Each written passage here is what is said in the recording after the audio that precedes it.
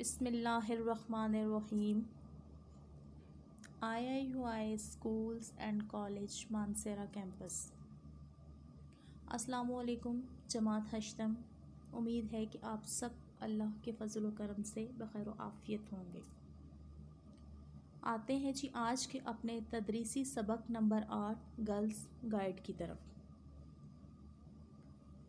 Girls guide ایک تنظیم کا نام ہے۔ جیسے کہ ہم جانتے ہیں کہ دنیا میں بے شمار تنظیمیں کام کر رہی ہیں جن کا بنیادی مقصد انسانیت کی خدمت کرنا اور مشکل ناگہانی حالت سے نمٹنے کے لیے ایک ایسی جماعت کو تیار کرنا ہوتا ہے جو کسی بھی مقام پر خدمات انجام دینے کا عزم رکھتی ہو۔ انہی میں سے ایک تنظیم یا جماعت ورلڈ ایسوسی ایشن of girl guides and boy scouts ہے۔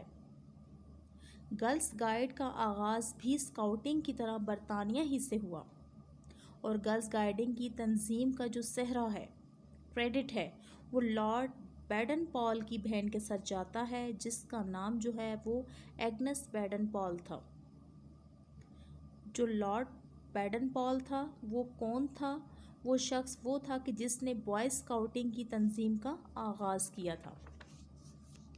اگر ہم پس منظر میں دیکھیں کہ یہ بنی کیسی ہے تو 1907 میں جب اسکاؤٹنگ کا آغاز ہوا تو جلد ہی اس تحریک نے برطانوی طلبہ میں مقبولیت حاصل کر لی، اور 2 سال بعد ہی اسکاؤٹس کی بہت بڑی ریلی منعقد ہوئی جس میں کم و بیش 11,000 اسکاؤٹس نے شرکت کی اور عملی مہارتوں کا مظاہرہ کیا۔ کہتے ہیں کہ اسی ریلی میں 7 لڑکیاں بھی شامل تھیں۔ انہوں نے اسکاؤٹ کی وردیاں پہن رکھی تھی۔ وہ گرلز گائیڈ بننے کی خواہش مند تھی۔ بیڈن پال جو ہے وہ ان خدمات سے بے حد متاثر ہوا، اور اس نے اپنی بہن سے مشورہ کر کے اسکاؤٹنگ ہی کی طرز پر جو ہے وہ گرلز گائیڈنگ کی تحریک کا آغاز بھی کر دیا، اور اس طرح مس ایگنس ہی گرل گائیڈنگ کی پہلی سربراہ بنی۔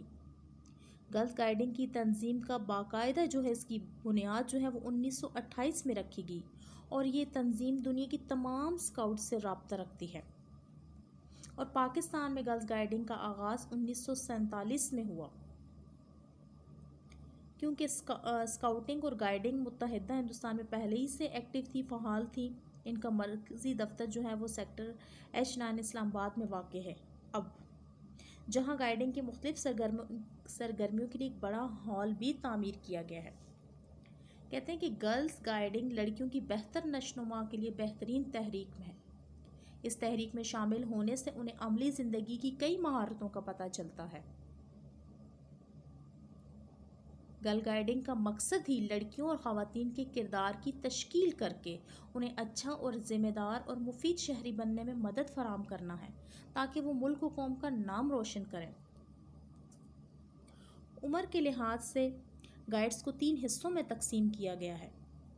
سب سے پہلے آتی ہے 6 سے 11 سال تک کی لڑکیاں جو بلو برڈز کہلاتی ہیں، پھر 11 سے 16 سال تک کی لڑکیاں گائیڈز کہلاتی ہیں، اور 16 سے 21 سال تک کی لڑکیاں سینئر گائیڈز کہلاتی ہیں۔ اور یہ ان تینوں شاخوں کی علیحدہ علیحدہ سرگرمیاں ہوتی ہیں، اور گائیڈ کی ہر شاخ کا اپنا ایک وعدہ ہوتا ہے، اپنا مقولہ ہوتا ہے اور قانون ہوتا ہے۔ مثال کے طور پر چھوٹی گائیڈ کا وعدہ کیا ہے جی کہ میں وعدہ کرتی ہوں اللہ کے احکامات کی تعمیل اور پاکستان سے محبت کروں، روزانہ دوسروں کی مدد کروں اور چھوٹی گائیڈ کے قوانین پر عمل کروں، یہ اس کا وعدہ ہو گیا۔ پھر اسی طرح چھوٹی گائیڈ کا قانون کیا ہے کہ چھوٹی گائیڈ بڑوں کا کہنا مانتی ہے، چھوٹی گائیڈ اپنی منمانی نہیں کرتی، چھوٹی گائیڈ ہر روز ایک اچھا کام کرتی ہے۔ اس طرح جو ہے وہ اس کا اپنا ایک وعدہ بھی ہے، اور چھوٹی گائیڈ کا وعدہ ہے کہ میں وعدہ کرتی ہوں کہ اللہ تعالیٰ کے احکام اور پاکستان کے قوانین کی پابندی، بنی نوع انسان کی خدمت، تعمیری کاموں میں حصہ اور گائیڈ کے قانون پر عمل کر کے پوری کوشش کروں گی۔ اور گائیڈ کا مقولہ ہے کہ تیار رہو۔ ایک گائیڈ جو ہے وہ وردی پہن کر 3 انگلیوں سے سلام کرتی ہے، اور یہ جو 3 انگلیوں کا نشان ہے وہ اس بات کا عکاس ہے کہ قائد اعظم کے 3 سنہری اصول تھے گائیڈ کا وعدہ 3 حصوں پر مشتمل ہے۔ گائیڈنگ کی 3 شاخیں ہیں۔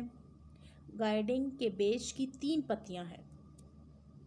یعنی جو 3 انگلیاں کا اشارہ ہے یہ کیا بتاتا ہے کہ قائد اعظم کے 3 سنہری اصول تھے۔ گائیڈنگ کا وعدہ 3 حصوں پر مشتمل ہے، گائیڈنگ کی 3 شاخیں ہیں اور گرلز گائیڈ کے بیج کی 3 پتیاں ہیں۔ اسی طرح گائیڈنگ کے درج ذیل 10 قوانین بھی ہیں۔ پہلا قانون ہے کہ گائیڈ قابل اعتماد ہوتی ہے، گائیڈ وفادار ہوتی ہے، گائیڈ جو ہے وہ ملنسار اور دوسری گائیڈ کی بہن ہوتی ہے، گائیڈ خوش اخلاق ہوتی ہے اور دوسروں کا خیال رکھتی ہے، گائیڈ جانوروں سے اچھا سلوک کرتی ہے اور ہر جاندار کا خیال رکھتی ہے، گائیڈ فرما بردار ہوتی ہے اور اپنے نفس پر قابو رکھتی ہے، گائیڈ مددگار ہوتی ہے اور وقت کا صحیح استعمال کرتی ہے، گائیڈ تکالیف اور مشکلات کا حوصلہ مندی سے مقابلہ کرتی ہے، گائیڈ کفایت شعار ہوتی ہے، وہ اپنی اور دوسروں کی چیزوں کا خیال رکھتی ہے، گائیڈ اپنے قول و فعل اور خیالات میں پاکیزہ ہوتی ہے۔ یہ گائیڈ کے درج ذیل قوانین ہیں۔ اور جو لڑکیاں گرلز گائیڈ کی ٹریننگ لے چکی ہوتی ہیں ان لڑکیوں میں خیمہ لگانے کی، ابتدائی طبی امداد، ہنگامی حالات میں گھر والوں اور دوسروں کی مدد کرنے اور عملی زندگی کو دیگر مہارتوں کی تربیت جو ہے وہ دینے کی صلاحیت ہوتی ہے۔ اور جو گائیڈ ہوتی ہے وہ عام لڑکیوں سے زیادہ فعال اور مفید زندگی بسر کرتی ہے۔ گرل گائیڈ تنظیم کا مقصد ہی دیہی اور شہری بچیوں کی صلاحیتوں کو فروغ دے کر انہیں گھریلو، معاشرتی اور ملکی حالات میں فعال کردار ادا کرنے کے لیے تیار کرنا ہے۔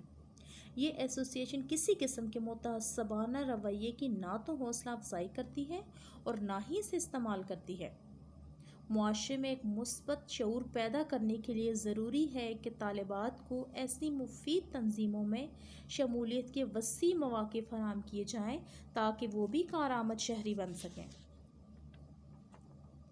آج کا ہمارا تدریسی سبق گرلز گائیڈ اپنے اختتام کو پہنچا۔